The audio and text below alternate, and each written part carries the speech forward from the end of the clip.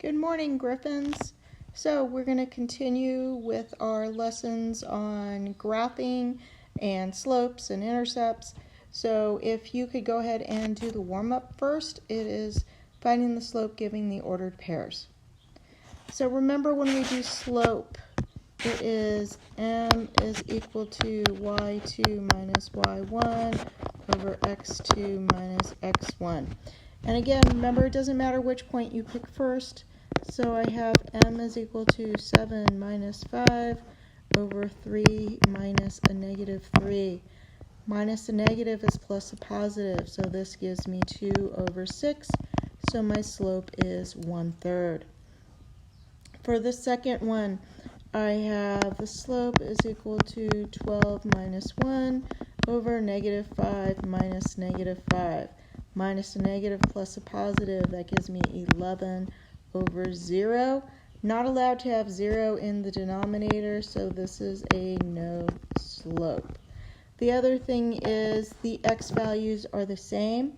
So remember when we did functions, if the x values were the same, it's not a function, and we know something that is not a function is going to be a vertical line, which is going to be a no slope. So what we're going to be covering today is called slope-intercept, and it's going to be involving graphing, identifying points, and graphing some straight lines. So the slope-intercept form of an equation is y equals mx plus b. M stands for the slope, b stands for the y-intercept. So we're going to identify from an equation what the slope is and what the y-intercept is. So first of all, the equation has to be in slope-intercept form, y equals mx plus b. M is going to be the slope, b is the y-intercept. M is always being multiplied times the variable. So even if it's written in a different way, if it's written as y equals b plus mx, m is still going to be the number or the coefficient being multiplied by the variable.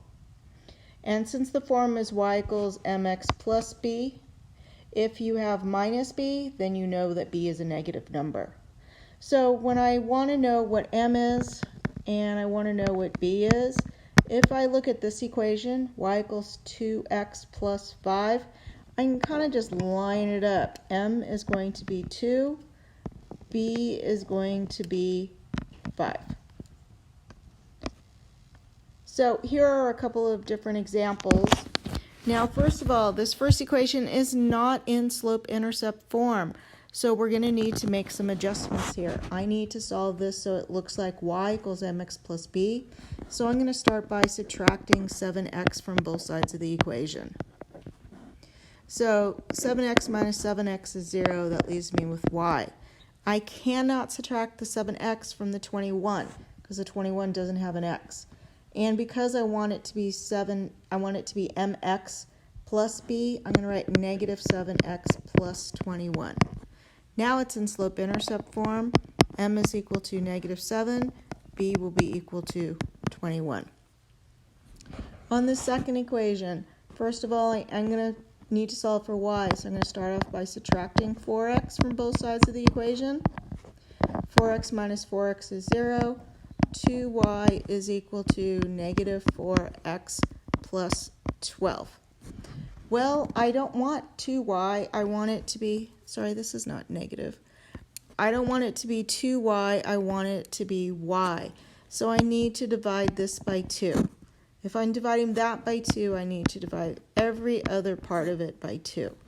So this is going to give me y is equal to negative 2x plus 6.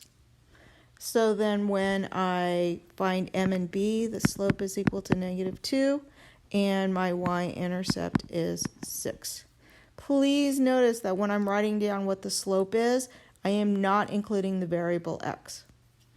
On my third one, y is equal to 3/4 x.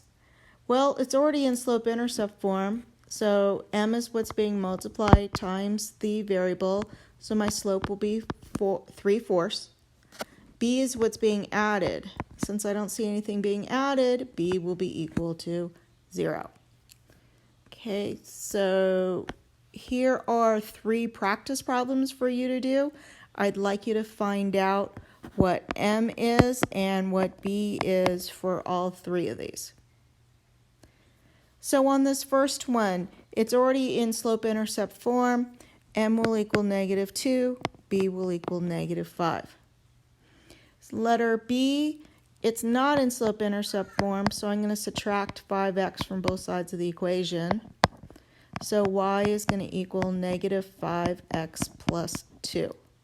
So now that it's in slope-intercept form, M will equal -5, B will equal 2.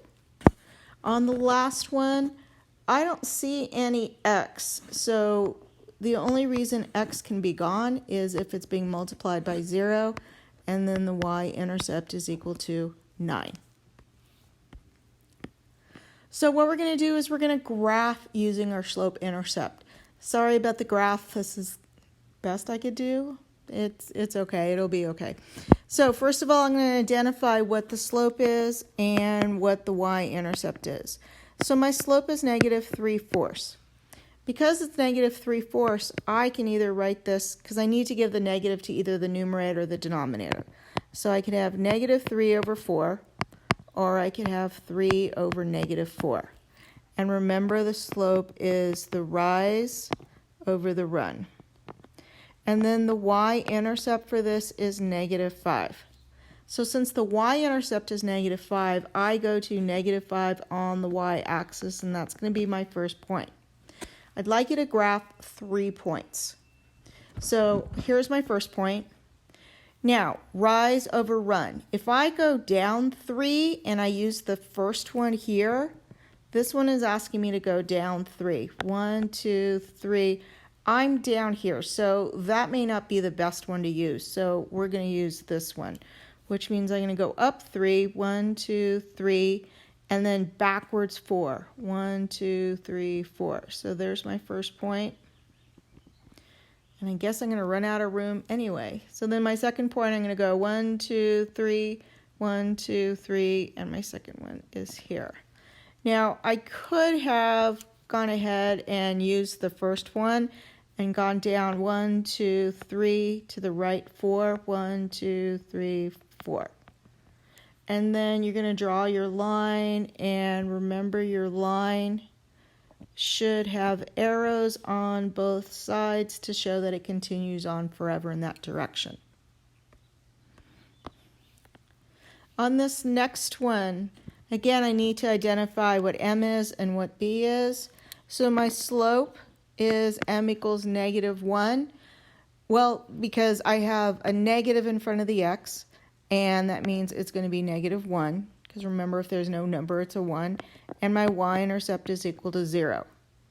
Well, my slope is -1. I need to have rise over run, so I'm going to need this to be a fraction. So I'm going to turn -1 into a fraction by putting -1 over 1. My y-intercept is 0, so I'm going to put a point at 0. I'm going to rise -1, so I'm going to go down 1 to the right 1, down 1 to the right, down 1 to the right. So those are my points. And remember, I have arrows at both ends. So here is a practice problem for you to do. What you're going to need to do is first identify the slope and what the y-intercept is. So the slope is equal to 2/3, and my y-intercept B is equal to -4. So since my y-intercept is -4, start at -4. My slope is 2/3, so I'm going to go up 2 to the right 3, up 2 to the right 3. Now, if I wanted to, I could keep on going. The other thing I could do is I could go backwards. I can make this -2 over -3, because that'll give me a positive slope. So I can go down 2, backwards 3, and notice that they are in line with the rest of the points. So there's my line, and remember to put arrows at the end of the lines. Okay. Next practice problem, which is your last one. need you to find the slope and the y-intercept in order to graph this. So the slope on this problem is m is equal to -2. The y-intercept b is equal to 6. So the slope is going to be -2 over 1. So my y-intercept is at 6. I put a point at 6. I'm going to go down 2 to the right 1, down 2 to the right, and then I'm going to graph and put arrows at the end, and we're all done for the day. So thank you guys very much for listening through the notes. You have a homework assignment. Today is Thursday, so this is due on Monday. And let's see. And then next Tuesday will be a quiz. It'll include slope intercept, and graphing lines. Okay,